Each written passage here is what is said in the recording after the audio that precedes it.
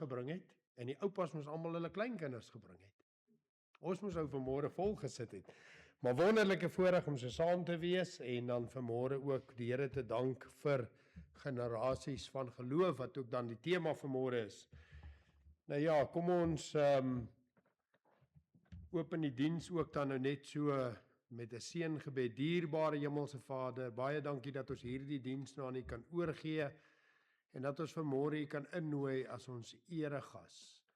U wat nie oud is nie, maar U is 'n oupa en 'n vader en 'n vriend en 'n verlosser van soveel van ons, en dankie dat ons vanmôre in U teenwoordigheid ook met mekaar kan samesyn. Mag genade, vrede en barmhartigheid vir U elkeen vermenigvuldig word in Christus Jesus, ons Here. Amen.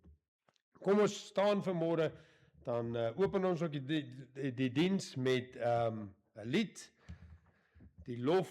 Besing die lof van Jesus saam. As jy nood kry, kan ons staan, dan sing ons hartlik saam.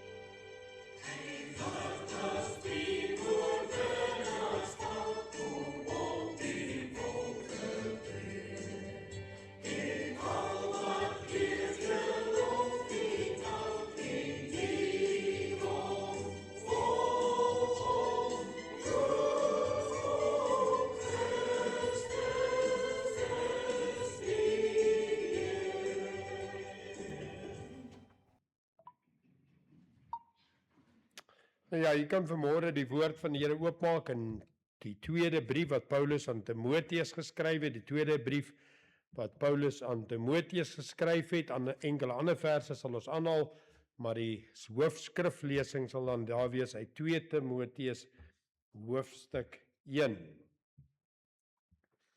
En as jy die woord daar oop het, dan kan ons ook ons harte so stil maak voor die Here, en ook vanmôre vertrou dat hy hierdie woord aan ons sal seën aan ons harte, dit sal oopbreek deur die Heilige Gees, ons ook sal help om dit te verstaan.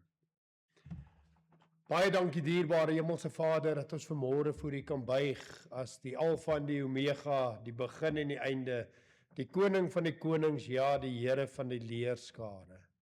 Baie dankie dat ons vanmôre die voorreg het om in die naam van die Seun Jesus Christus te kan bid. Want U het gesê, dit wat ons bid in sy naam, dit sal hy vir ons gee. Dankie dat ons vanmôre op U kan staatmaak om deur die Heilige Gees in ons harte te werk met onuitspreeklike sigtinge, want hy wat die harte deursoek weet wat die wil van die Heilige Gees is, want hy tree in vir die heiliges ooreenkomstig die wil van God. Baie dankie dat ons vanmôre, Here, nie net voor U kan buig nie, maar U vanmôre kan dank vir liefde, vir genade, vir goedheid, vir die soen verlossing van Jesus Christus op die kruis van Golgotha, dat ons vanmôre weer die bloed van die lam reinig van alle sonde. As daar vanmôre 'n persoon hier sit wat eers gesondig het, kan hy vanmôre dit bely en by berou na U toe kom, en daar is vanmôre vergifnis.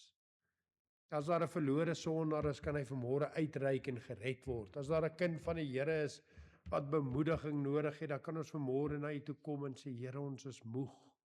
Ons is lam, Here, hierdie wêreld druk vir ons, hy pars vir ons. En dankie dat die woord sê, as iemand moeg en oorlaai is, laat hom na my toe kom, en ek sal vir hom rus gee. Vanmôre dink ons aan hulle wat hartseer is in ons midde, Here. wat kinders afgestaan het, of 'n kind afgestaan het in die dood in hierdie week. Here, ons verstaan nie hierdie dinge nie. Ons weet nie hoe om dit te bewerk nie, hoe om dit te hanteer nie, Here. Maar ons kan ook vanmôre na U toe kom en vir U sê, Here, sal U nie vir ons kom toevou in die kosbare bloed nie, sal U nie 'n trooster wees vanmôre. U sê, U laat ons nie as wese agter nie, maar U stuur vir ons 'n ander trooster, sal U nie vanmôre 'n trooster wees vir 'n gebroke hart nie, Here. Daar waar daar nou 'n leemte is, Here, dat U sal kom genade gee, dat hulle sal bewus word van die goedheid. Here, ek dink aan daardie kind wat weggeneem is. Here, vanmôre is ons hartseer, maar die skrif sê vir ons, hy is nou op strate van goud, waar daar nie weer 'n traan sal wees of hartseer sal wees nie, Here. Nietemin vir hulle wat agtergelaat is, bid ons vanmôre, Here, bemoedig, versterk. Ons as 'n gemeente, Here, dat ons sal saam staan. Net sal saam meegevoel hê, Here, saam bid, saam stry. En Here, dat aan die einde van tyd U verheerlik sal word. Ons verstaan hierdie dinge nie nou nie, maar Here, ook daarvoor kan ons vanmôre sê dankie, dat ons ook hierdie saak aan die voete kan kom neerlê, en weet, Here, dat U kan alle dinge ten goeie laat meewerk vir hulle wat U liefhet. Dankie dat ons vanmôre uit U woord uit kan lees, Here. Dat ons vanmôre kan vra dat U deur die Heilige Gees ook hierdie woord vanmôre vir ons sal oopbreek. Dat hy ook vanmôre tot ons sal spreek groot en ondeurgrondelike dinge wat ons nie geweet het nie. Dat hy ook vanmôre in ons harte en ons midde verheerlik sal word. Dankie daarvoor, Here. Ons eer U daarvoor, ons aanbid U daarvoor. In Jesus se naam. Amen.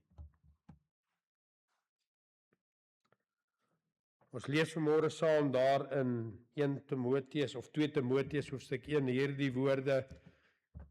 Paulus, 'n apostel van Jesus Christus, deur die wil van God ooreenkomstig die belofte van die lewe wat in Christus Jesus is. Aan Timoteus, my geliefde kind, genade, barmhartigheid en vrede van God onze Vader en die Here Jesus Christus, onze Here. Ek dank God wat ek van my voorouers af in 'n rein gewete dien, wanneer ek onophoudelik nag en dag aan jou dink, in my gebede dink. Terwyl ek verlang om jou te kan sien, as ek aan jou trane dink, sodat ek met blydskap vervul kan word. En as ek my herinner aan die ongeveinsde geloof wat in jou is, wat eers gewoon het in jou grootmoeder Louise en in jou moeder Eunice, en wat daarvandaan is ek oortuig ook in jou is. Om hierdie rede herinner ek jou daaraan, om die genadegawe van God aan te wakker wat in jou is, deur die oplegging van my hande.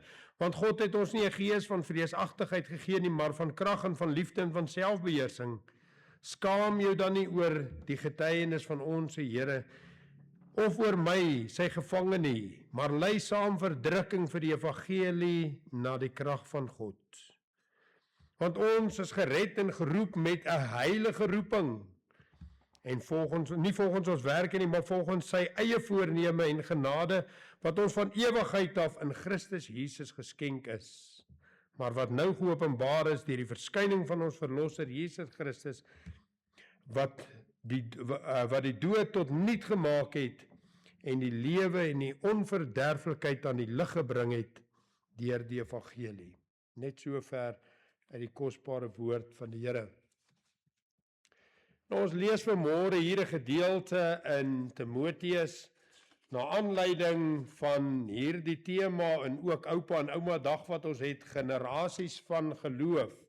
Generasies van geloof. Ons lees daar in Spreuke 20 vers 7, wie in sy regskaapenheid wandel as 'n regverdige, gelukkig is sy kinders na hom. Gelukkig is sy kinders na hom. Ons lees hier in die woord van die Here, waar Paulus aan Timoteus skrywe, en hy skrywe in hierdie eerste gedeelte, praat hy van generasies van geloof.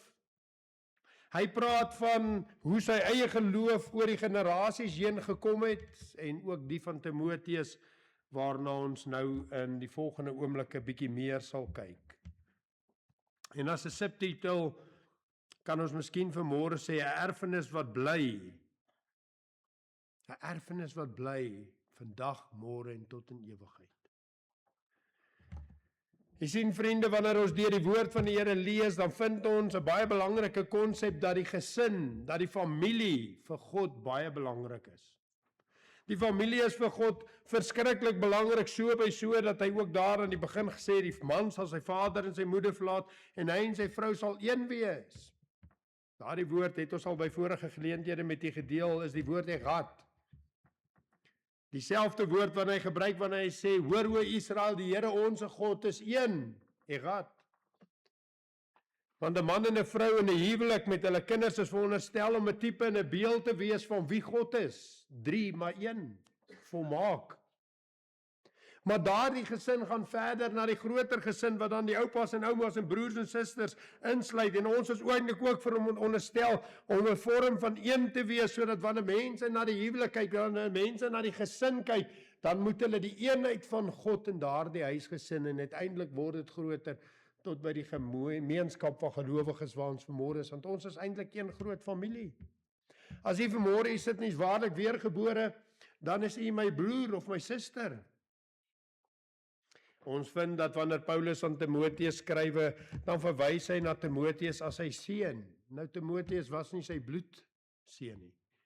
Maar omdat hy so naby verhouding met Timoteus gehad het, en as 'n geestelike vader vir Timoteus opgetree het, skryf hy so aan Timoteus, my geliefde kind. My geliefde kind. Want jy sien daardie familie wat vir God so belangrik is, begin daar by die klein huisgesin, dit gaan op na die grootouers toe en uiteindelik tot by die hele gemeente. En omdat die familie vir God so belangrik is, vind ons dat dit ook die nommer 1 plek is waar die vyand baie groot aanslag maak.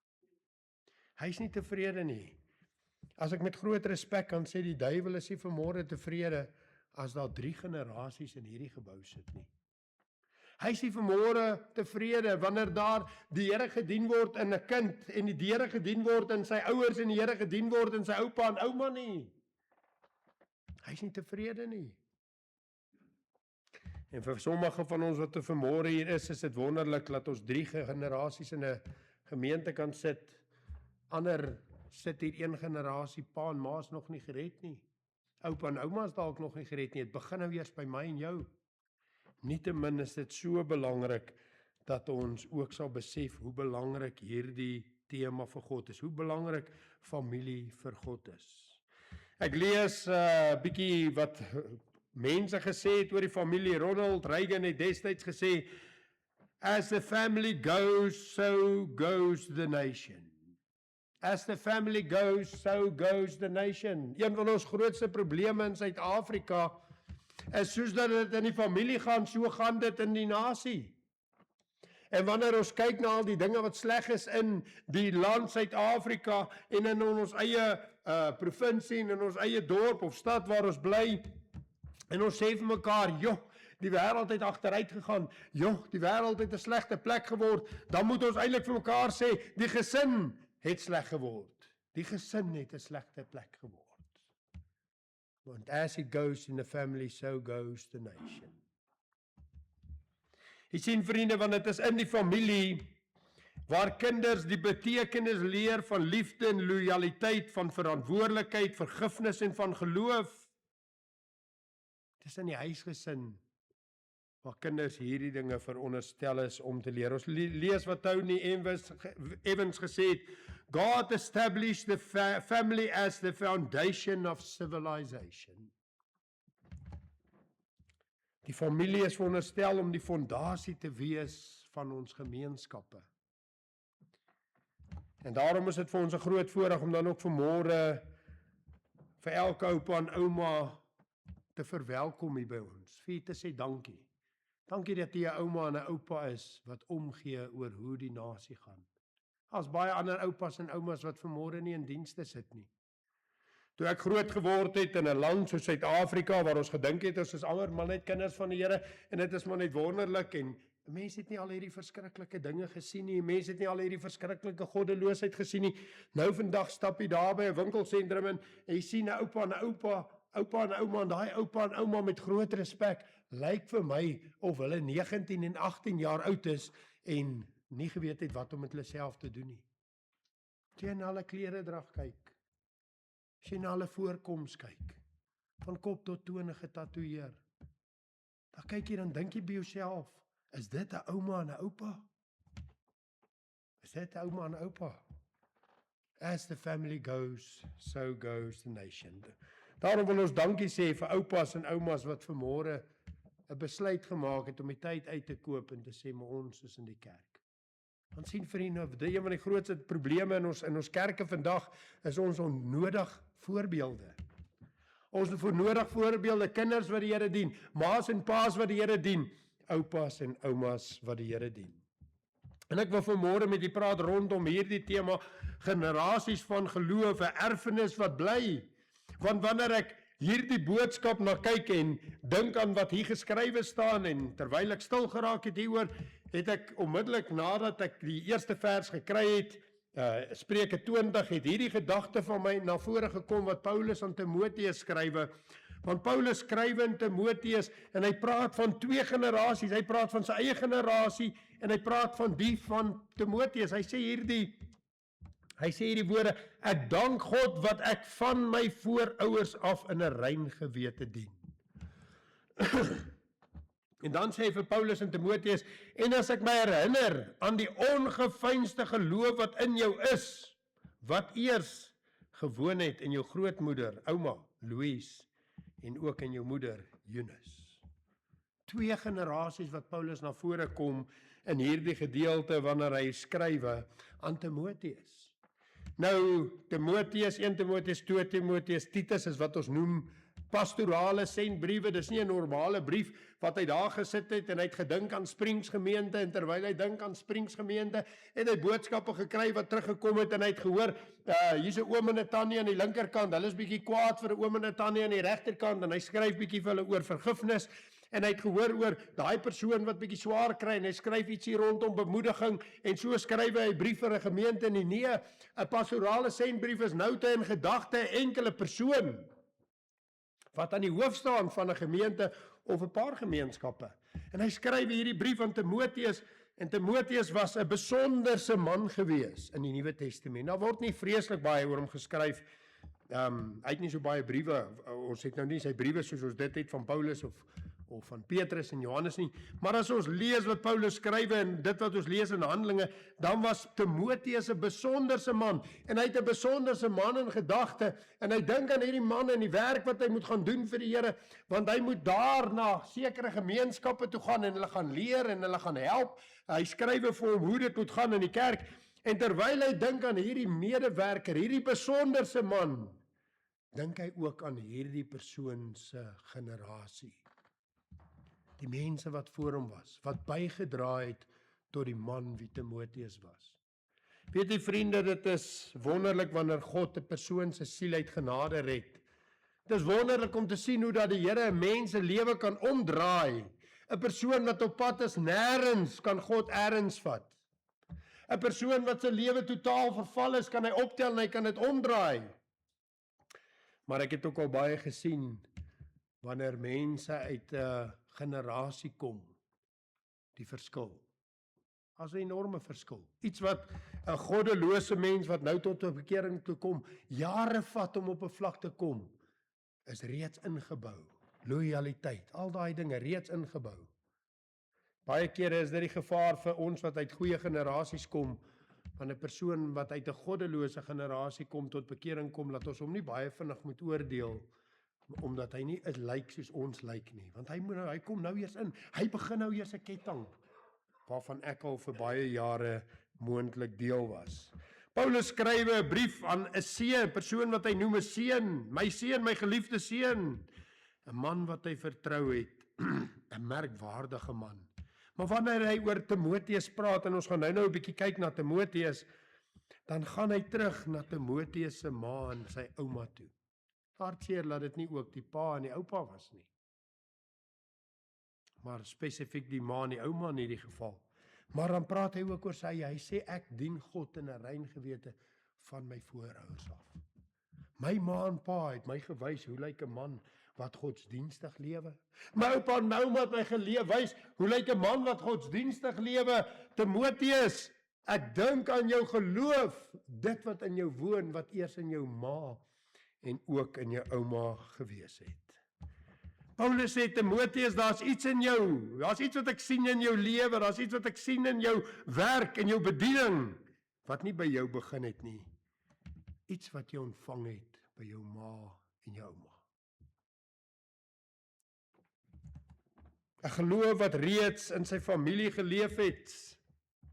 'n kind leer geloof nie net deur wat vir hom gesê word nie, maar hy leer ook geloof deur dit wat hy sien in die huis. Dit wat hy sien in die lewe van pappa en mamma. Dit wat hy sien in die lewe van oupa en ouma.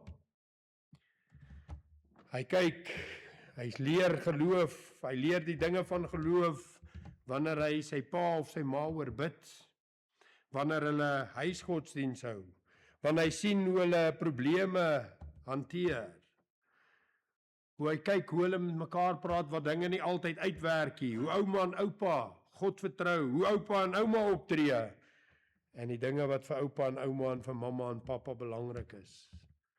'n kind leer geloof wanneer hy sien hoe sy ma, sy familie, sy oumas, sy oupas reageer wanneer dinge nie loop soos wat hulle verwag het nie.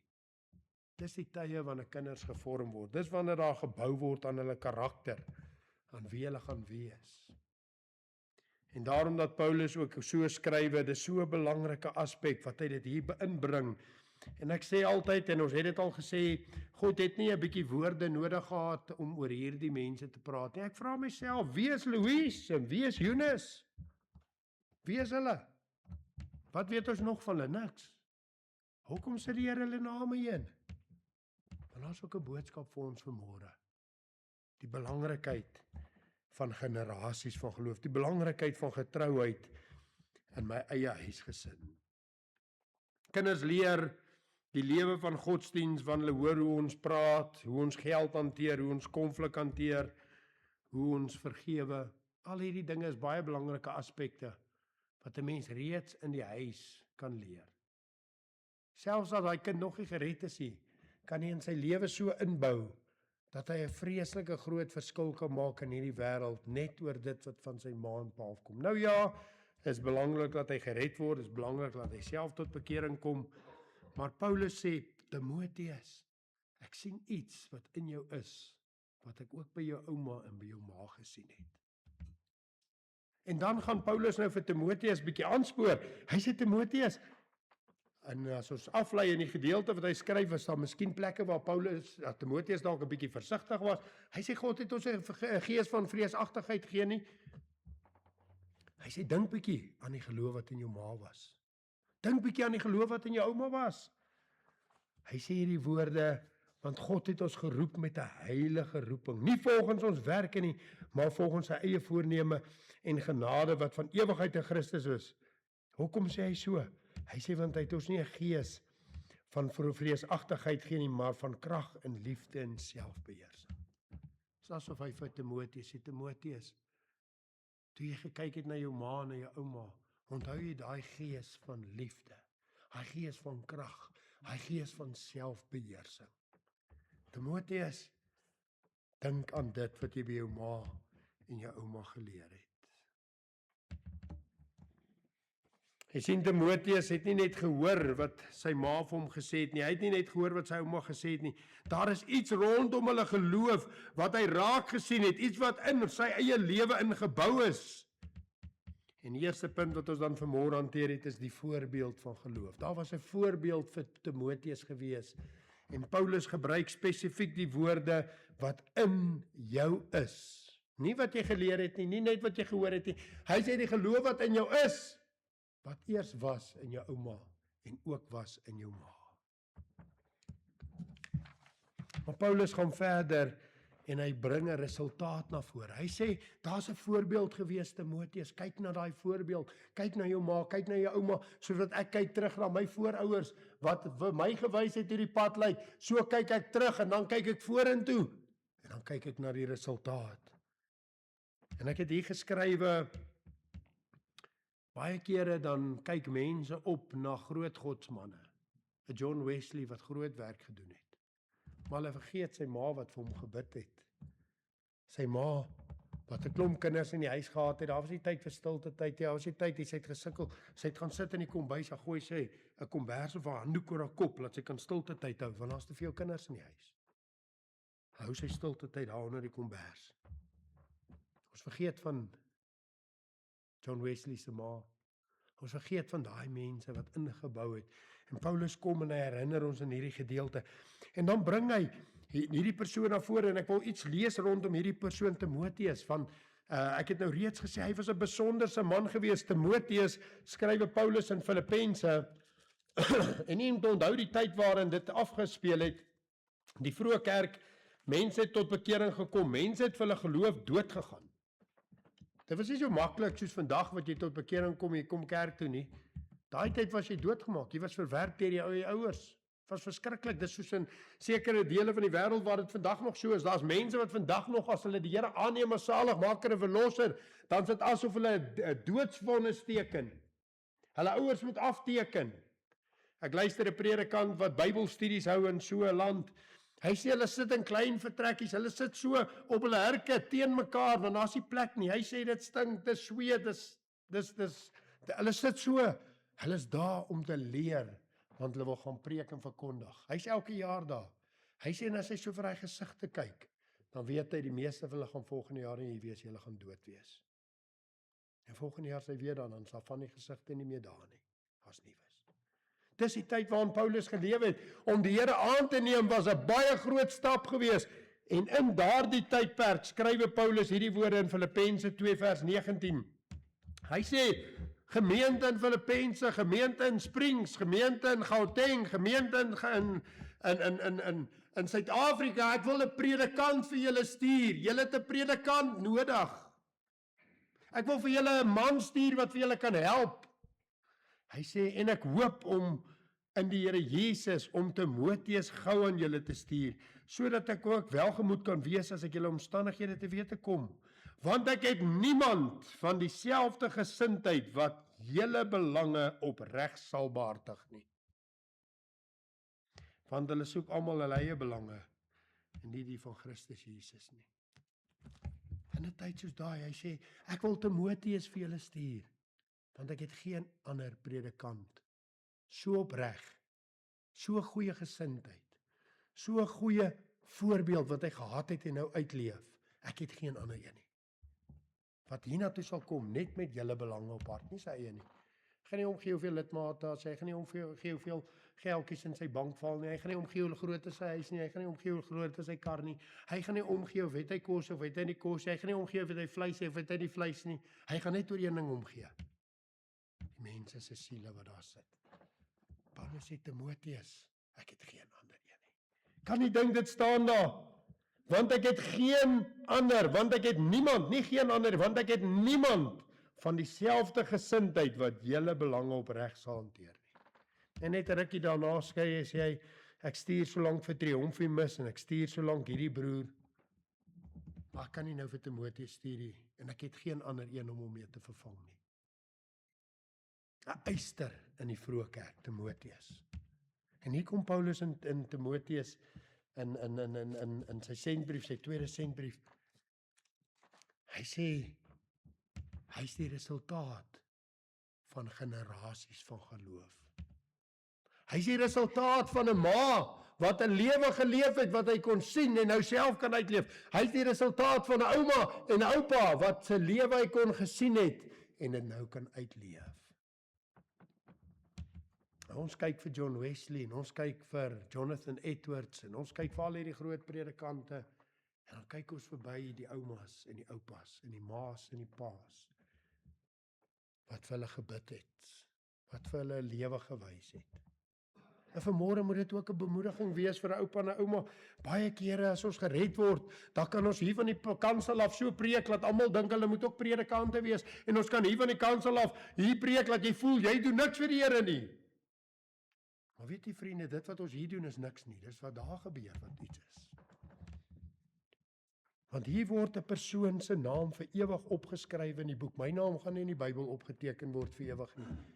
Louise. Wie's Louise? Wie's Louise? Wat het sy nog gedoen? Eunice, wie's Eunice? Wat het sy nog gedoen? Ons lees van haar elke keer wanneer ons Timoteus oopmaak en lees. Dan lees ons van haar. God eer haar. Hy sê, Eunice, jy het nie 'n groot kerk begin nie. Eunice, jy het nie voor 1000 mense getuig nie. Eunice, jy het nie groot Bybelstudies aangebied nie. Jy was nie 'n groot leier in die kerk nie, maar Eunice, jy was getrou in jou heilige roeping waarmee ek jou geroep het. Jy het 'n voorbeeld gelewe vir Timoteus, wat ek kon gebruik het. Paulus se oupa, Paulus se ouma, Paulus se ma, Paulus se pa. Waar is hulle name? Vanmôre is dit 'n bemoediging vir 'n ouma en 'n oupa, wat miskien voel, ons het op 'n plek gekom waar ons oud is. Wat kan ek nog vir die Here beteken? As die pa en ma nie afkry die naweek nie, kan nie konferensie toe gaan, ek kan die kleinkinders saamvat. As hulle die Saterdag of die Sondag moet werk, want vandag is die plekke oop, wat moet jy maak as jy werk? Vir 'n winkel wat oop is, dan sy oop, dan moet jy werk. Dan kan ouma en oupa wat afgetree sê, maar kom ek vat vir Boetie en Sissie, ek vat hulle kerk toe. Ek kan nog iets in hulle lewe inbou. Ek kan nog vir hulle bid. Ek kan nog vir hulle voorbeeld wees. En weet jy, ons name gaan nie meer opgeskryf word nie, maar as ons daar in die hemel kom, dan gaan ons name ook opgeskryf wees. Louise, Eunice, jy was getrou in jou gedeelte. Jy sien vriende, ons van ons na resultate kyk en ons dink aan wat is die resultaat van my generasie? Dan wil ek groot goed in my eie lewe sien. Maar baie kere is die grootste goed dit wat ek inbou in die volgende generasie se lewe. Weet jy vriende, baie kere dan bid ons vir herlewing en ons vra dat die Here sal ingryp. Maar ek wonder of kan hy nou ingryp? Ek vra dit met versigtigheid en groot respek, want ons gesinne is uitmekaar uit. Moet dan nie net weer herstel kom nie. As die Here vertoef om te kom, ja, baie van ons sê dis te laat om nou te begin. Dis te laat om nou 'n goeie pa en 'n goeie ma en 'n goeie ouma en 'n goeie oupa te wees, want die wederkoms van die Here is voor die deur. Maar die einste John Wesley wat verskriklike groot werk vir die Here gedoen het hierdie woorde gesê: as die Here môre kom, dan plant ek vandag nog een boom. Dis nie te laat vir ons om 'n nuwe generasie te begin nie. Dalk is jy vanmôre hier, kom nie uit so 'n generasie uit, jy kan vanmôre sê, Here, ek wil Louise wees, ek wil Eunice wees. Ek wil in die generasie wat voor my, wat kom. Here, ja, het sal lekker wees as jy groot goed doen hier in Springs. Het sal wonderlik wees as jy herlewing begin. Het sal wonderlik wees as dit in my gebed begin, soos dit met 'n jong meisie se gebed daar in die Kaap begin het, wat by 'n jong meisie die herlewing begin, met Dr. Andrew Murray. Dit sal wonderlik wees, maar Here, miskien gaan dit by my seun of my dogter kom. Ek gaan net nou getrou wees, want hy praat hier van 'n heilige roeping. Die resultaat van geloof, die laaste is die opdrag van geloof in generasies. Want hy sê, ons het nou 'n opdrag. Hy skryf nie net om vir ons te sê, hulle was wonderlik nie. Paulus sê, hier het iets gebeur, Timoteus was 'n wonderlike man, hy was 'n man wat ek op kon staat maak, hy was een soos geen ander nie, maar hy was 'n man, hy was die resultaat van generasies van geloof, hy was die resultaat van 'n ma wat die Here gedien het en 'n ouma wat die Here gedien het. Maar weet jy, al is ons vandag hier en ons het nie daai generasie nie, dit kan by ons begin. Maar hy gaan verder. Hy bring in daai boodskap vir ons 'n opdrag. Hy sê, maar wil jy nie ook 'n Eunice of 'n Louise wees nie? Hy sê, want vanmôre wanneer ons dink aan dit, dan kom die vraag by ons, wat is dit wat die Here van my verlang? Wat is dit wat ek bou in my kind se lewe? As Paulus vanmôre vir my seun of my dogter 'n boodskap of 'n brief moes skrywe, 'n brief waar hy vir Timoteus wil aanspoor om nie vreesagtig te lewe nie, maar om 'n lewe van liefde, krag en selfbeheersing te lewe, wanneer hy vanmôre vir jou kind, my kind, 'n boodskap wil skrywe, sal hy die vrymoedigheid hê om te sê, want daar's iets in jou wat ek ook by jou ouers gesien het. Daar's iets in jou wat ek by jou ma gesien het, by jou pa gesien het. Daar's iets in jou wat ek by jou ouma en jou oupa gesien het. Daar's iets wat ek by my voorouers gesien het en wat vir my iets geleer het van wat ek moet lewe. Jy sien vriende, generasies maak 'n enorme groot verskil. En terwyl ek daaraan dink, vanmôre sit ek daar in die studeerkamer en die gedagte kom by my op om te kyk na die generasies van geloof in die Ou Testament. En net 'n bietjie te gaan kyk na die konings. Ons lees baie die koningsverhale en omdat die konings, beide konings se kronieke, 'n bietjie van die Israeliese konings en bietjie van Juda se konings en dan 'n bietjie van Israeliese konings, som ons dit nie altyd so mooi op nie en ek gaan sit baie jare terug, ek is lief, ek's 'n persoon wat daarvan hou om goed uit te lê en net soos met die wederkom, so het ek dit met die konings begin doen. Ek maak vir my Excel spreadsheet oop as ek konings lees en dan soos ek lees, dan begin ek op daai spreadsheet dit uitplot. Hierdie koning het so lank gelewe en ek begin vir my sulke kaarte teken. En ek is nou 'n tweede keer in konings nadat ek dit 'n paar jaar terug gedoen het en ek is weer besig en dan kyk ek weer want van hierdie tye oorvleuel en is moeilik om dit te verstaan want hy het hier koning geword, maar hy het daar koning geword. Dit is baie keer moeilik. Maar ek gaan vanmôre na daai kaart van my toe en ek kyk bietjie Dawid, Salomo, Rehabeam en ek begin die koning so opkyk. Van Dawid tot by die val van Juda. Daar's 20 konings gewees. 20 konings in die geslagsregister Dawid ingesluit. Waarvan 11 die Here gedien het. 11 het die Here gedien. 8 van hulle het die Here bly dien. Kom ons sê 7 het die Here bly dien. Een het eers goddeloos gewees en toe die Here begin dien 8 en ander 3 het die Here gedien en 'n bietjie afgedwaal na die einde toe Salomo en 2 ander, ek het hulle name so uit my kop uit. En dan sê ek vir myself, Here, Dawid se generasies het 11 konings na vore gebring wat vir 'n groot deel van hulle lewe die Here gedien het. Uit 20 klinkie goed nie. Wonderlik van die Bybel is hy laat dinge nooit te goed lyk nie. Hy maak nie vir Dawid 'n Here wat daar bo sit nie. Hy vergeet Dawid se foute ook. Hy gee vir ons 11.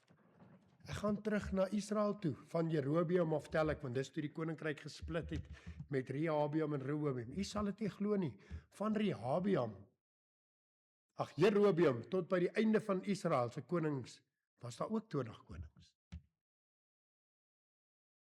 Weet jy hoeveel van hulle het die Here gedien? Nie een nie. Nie een van die 20 konings wat in Jerobeam Israel se leeftyd na vore gekom het tot aan die einde, sê hulle die Here gedien het. Nie een nie.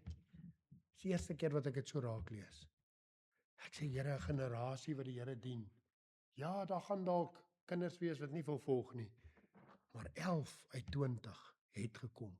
0 uit 20 uit die ander gesin uit. Kan nie dink hoe groot is die opdrag van generasies van geloof vir ons. Want as ons 20 kinders gaan hê in ons nageslag en ons wil hê 11 van hulle moet ten minste die Here dien, dan moet dit by my begin. Maar as ek wil hê 0 moet die Here dien, ja, moet ek net soos Jerobeam aangaan. Verskriklike gedagte om te bedink dat uit hierdie geslagte en God het die koningskap vir Jerobeam gegee. Hy het dit afgeskeer. Hy het vir hom laat weet, ek gaan 10 dele afskeer, ek gaan dit vir jou gee. En Jerobeam gaan gee, maak 'n nageslag. Hy laat 'n erfenis van 2 goue kalwe. Hy maak 2 goue kalwe. Dawid het foute gemaak. Dawid het groot foute gemaak. Maar die Bybel sê hy was 'n man wat sy hart geneig was na God.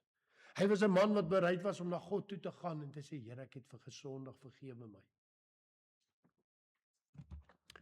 Wat is die erfenis wat ek en u vir ons kinders nalaat? Paulus skryf vir ons hierdie eenvoudige verhaal, 'n storieetjie.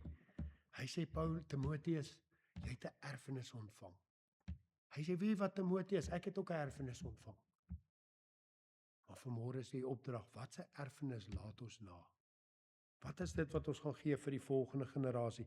Jy sien vriende, die wonderlik vanmôre is, God kyk nie na resultate soos ons daarna kyk nie. God gaan nie vir jou vra of het jy 1000 mense voorgepreek nie. God gaan nie vir jou vra, God gaan net vir jou vra in die bietjie wat ek vir jou gegee het. Die 1 talent, die 5 talente, die 10. Was jy getrou? In my huisgesin was ek getrou. Was my ma getrou? Was my ouma getrou? Ek kan nie vir hulle besluit nie. Ons elkeen kan hier 'n besluit maak. Selfs 'n oupa en ouma kan vandag 'n besluit maak en sê, Here, ek het dien nie, maar nie heeltemal soos Dawid nie. Ek gaan nou heeltemal soos Dawid. Want ons lees baie keer die konings. Hulle het gewandel in die voetspore van hulle vader Dawid. Hulle het gedoen wat reg was in die oë van die Here, maar nie met 'n volkome hart soos hulle vader Dawid nie. Jy kan vanmôre sê, Here, ek doen reg wat reg is in die oë, maar nie met 'n volkome hart nie. En ek besef nou, ek is besig om my generasies naby op te sit vir of 'n goeie koninkryk of 'n slegte koninkryk. Miskien sal jou naam nooit staan op 'n kerkgebou nie, sal nooit voor duisende preek nie, sal nooit oor die wêreld heen gaan en 'n wêreldevangelis word nie, maar as jy jou kinders leer om God lief te hê, dan sal die Here sê, goed, goeie en getroue diensknegt, gaan in die heerlikheid van jou meester. En ek wonder of dit nie die woorde is wat hy vir Eunice en Louise agtergelaat het nie. Eunice, Louise, kan ek weer die vraag, wie is hulle?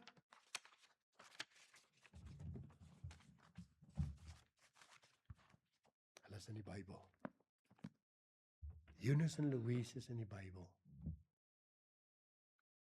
En weet jy vriende, as ek en u getrou is in ons eie nageslag, dan word ons name ook opgeteken.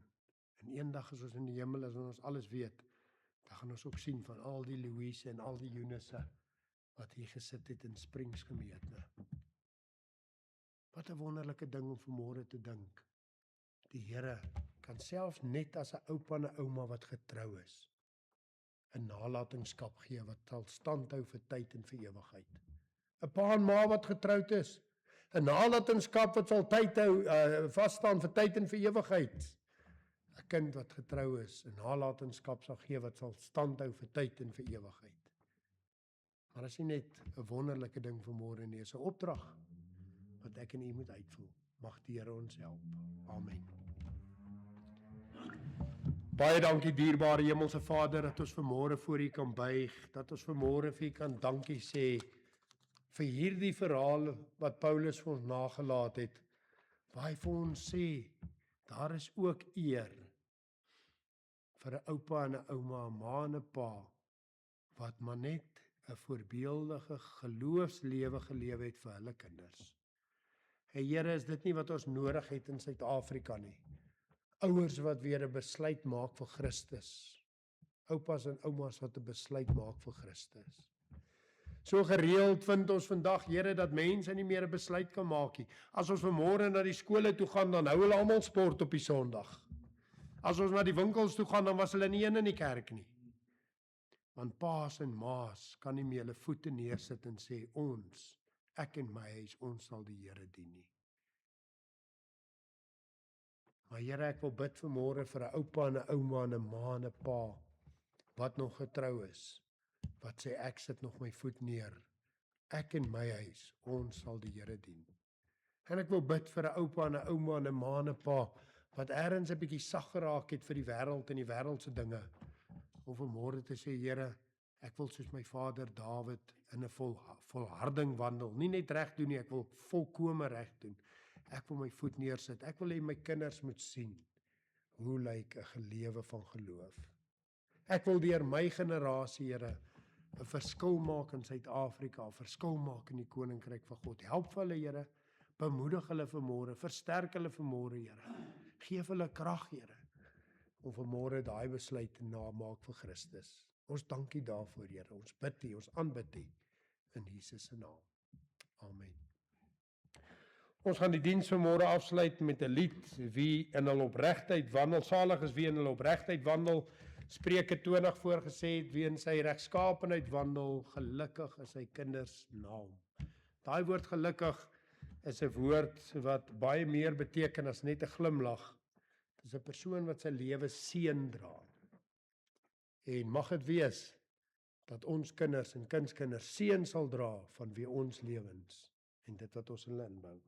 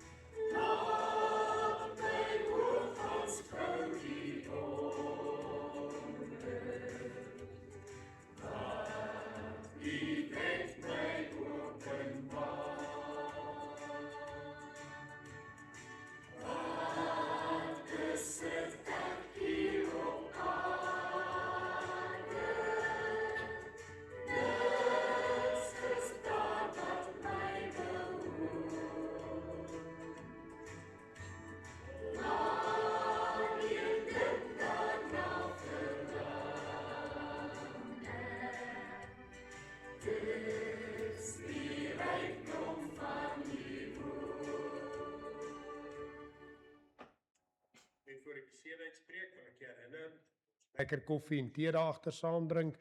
Daar's 'n fotostalletjie wat oupas en oumas en eintlik enige familielede gaan sit en 'n lekker foto saamneem.